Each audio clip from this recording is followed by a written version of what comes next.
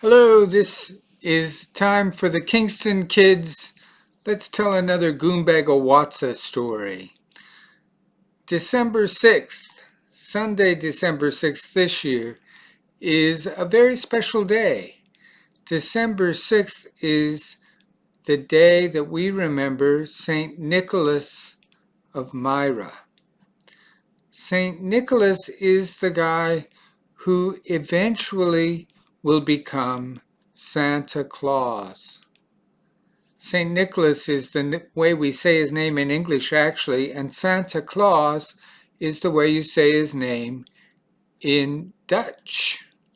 And that's become the way that we talk about him even today. We talk about Santa Claus or Santa Claus.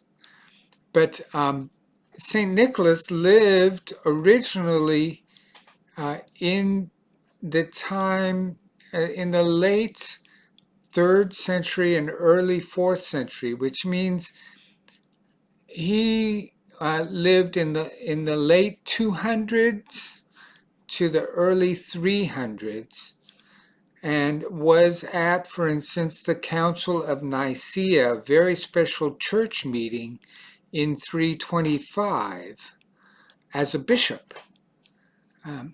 St. Nicholas, or Santa Claus, wears red because that's what bishops wear. And he has a pointed hat because that's what bishops wear. So Santa Claus is very much connected, of course, with Jesus. Not surprisingly, the generosity of a man who travels around the world in a sleigh to bring gifts to all the good children has a lot to do with Jesus and with grace, with giving people more than they deserve out of love, which is what Jesus does. And St. Nicholas, the great bishop of long, long ago in a place called Myra, which is in Turkey, in the place called Turkey today. So we are going to get on the Gumbagawhatzah and we are going to go to Myra. As you recall, perhaps, you climb on the Gumbagawhatzah, and somewhere there on this cold day, there is that whole screen in the front of the Gumbagawhatzah is full of a nice warm fire, just to keep us warm. And the funny thing is that, of course, it's sort of just an image like on the screen right now that you're looking at with me.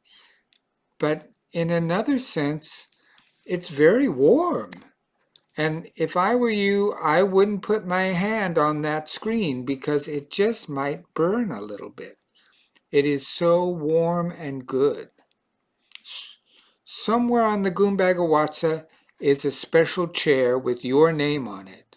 So you find your chair and climb up into it where it's very comfortable for you.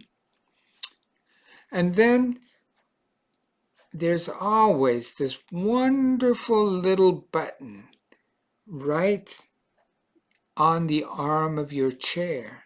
And the button says food.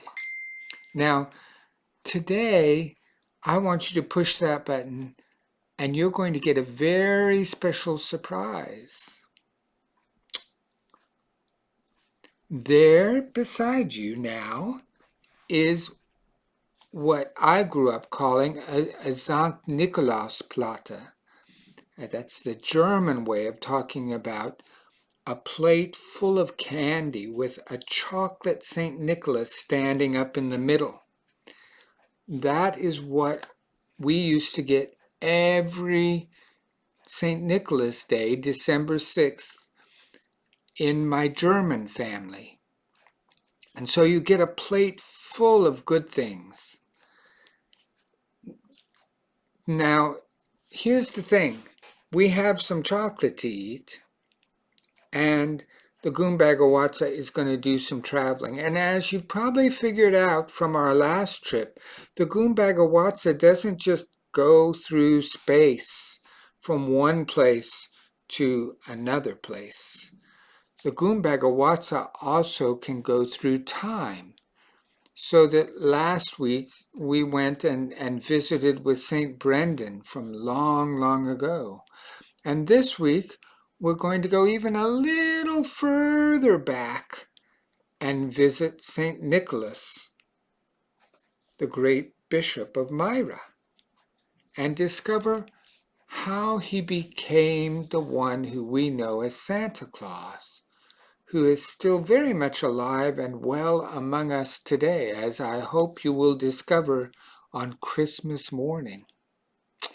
Now, here we are on the Gumbagawhatzah. You might want to just open up that chocolate Santa Claus and bite the head off. And eat as much as you want. Because that's the nice thing about the Gumbagawhatzah.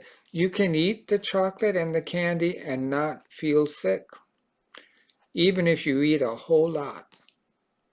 Which you have to be careful of when you get off the Gumbagawhatzah. You can still eat some wonderful good stuff, but you have to be careful about how much.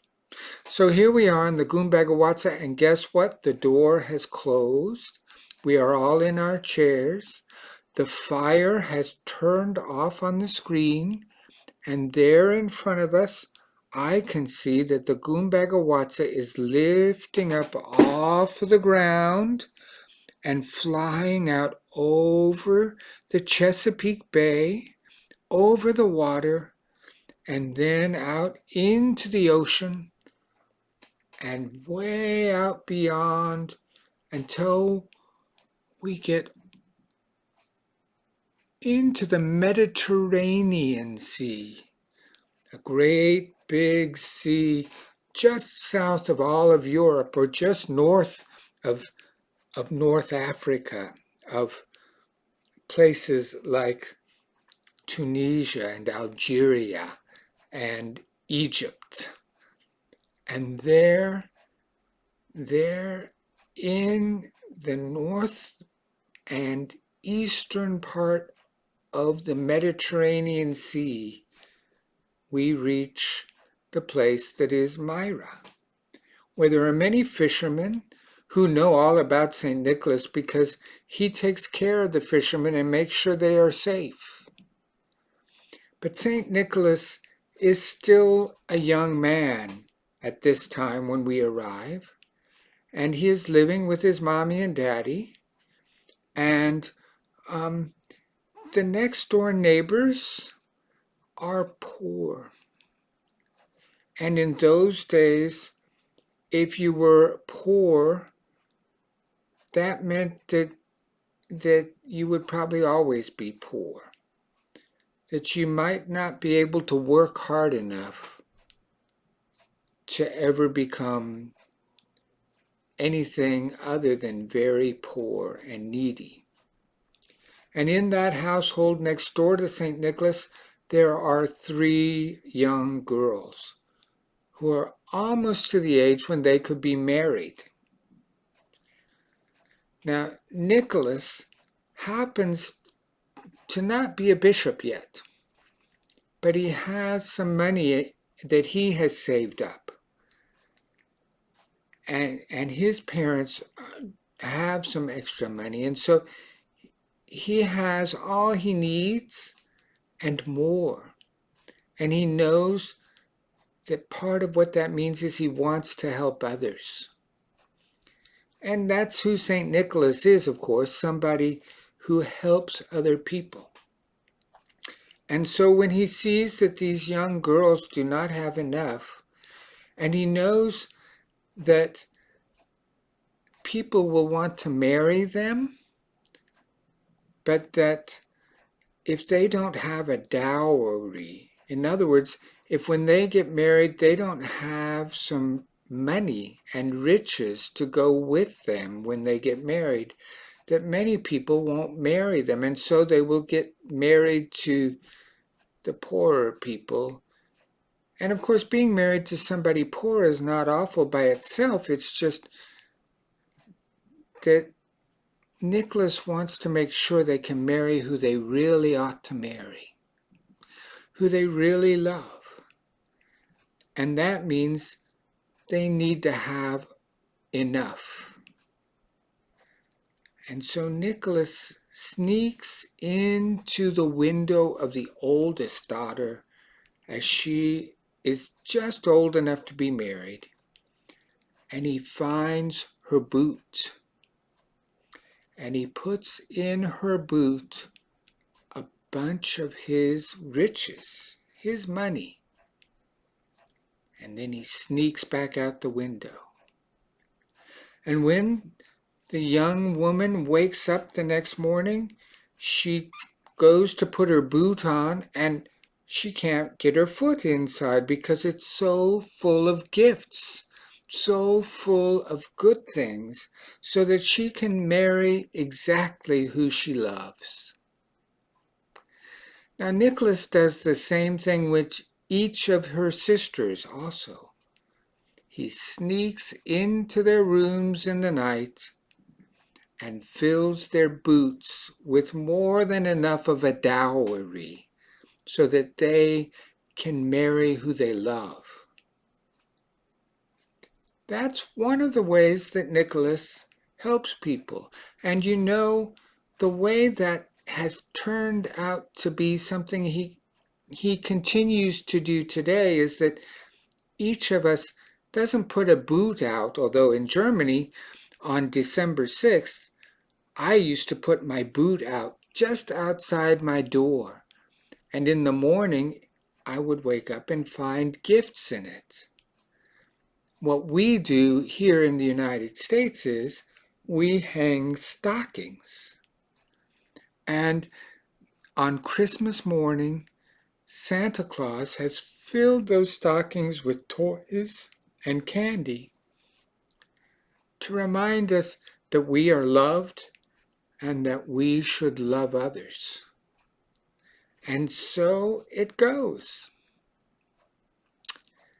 How wonderful to see St. Nicholas do that special thing for each of those three girls. The Gumbagawhatzah shows us those things, and then it lifts up from Myra and takes us back home again. And here we are again at home.